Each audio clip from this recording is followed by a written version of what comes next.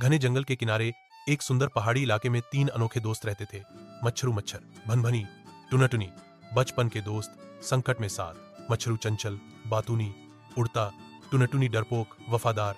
तीनों घूमते, रस पीते, कीड़ों से बात करते और जंगल की कहानियां सुनते। एक दिन तीनों सुबह सुबह निकले थे पास की पहाड़ियों की सैर पर। मौसम खुशगवार था, पेड़ों से ओस की बूंदें टपक रही थी। पहाड़ी के ऊपर उन्हें एक चमकदार चीज दिखी। जब वे पास पहुंचे तो देखा कि वह एक जादुई चश्मा था जो चमक रहा था। टुनाटुनी ने डरते हुए पूछा, यह किसका हो सकता है? भनभनी बोली, शायद किसी जादूगर का। चलो इसे उठाते हैं। जैसे ही मच्छरू ने चश्मा पहना वह जोर से चिल्लाया, अरे मैं उड़ सकता हूं। सच में वह अब हवा में तेज उड़ान भरने लगा था। यह कोई आम चश्मा नहीं था, यह पहनते ही कोई भी तेज और ऊंची उड़ान भर सकता था। उसी दिन जंगल के एक कोने में भयानक मकड़ी जालराज ने अपना नया जाल फैलाया था। वह चालाक और खतरनाक था। उसका मकसद था जितने भी उड़ने वाले कीड़े हैं उन्हें फंसाना। शाम के समय जब तीनों दोस्त पहाड़ी से लौट रहे थे, भनभनी का ध्यान नहीं रहा और वह सीधे जालराज के जाल में फंस गई।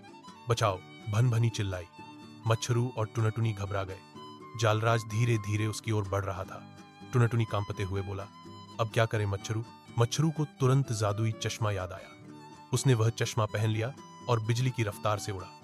उसने अपनी सूंड से जालराज की आंखों पर वार किया, जिससे वह चौंक गया। फिर उसने भनभनी को जाल से खींचने की कोशिश की, लेकिन जाल बहुत मजबूत था।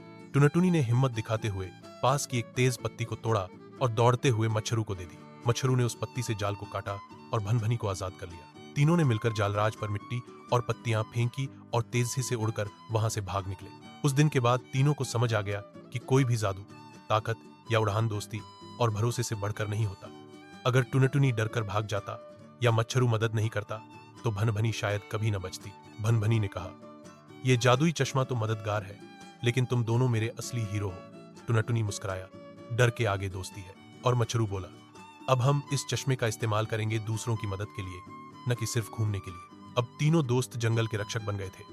जो भी कीड़ा, पतंगा या पक्षी मुसीबत में होता, वे तीनों उड़कर वहां पहुंच जाते और मदद करते। जादुई चश्मा अब केवल उड़ने का साधन नहीं था, बल्कि एक जिम्मेदारी बन चुका था। सीख, सच्चे दोस्त वो होते हैं जो मुसीबत में साथ खड़े रहते हैं। प्यार, मदद और भरोसा, यही दोस्ती की असली उड़ान है।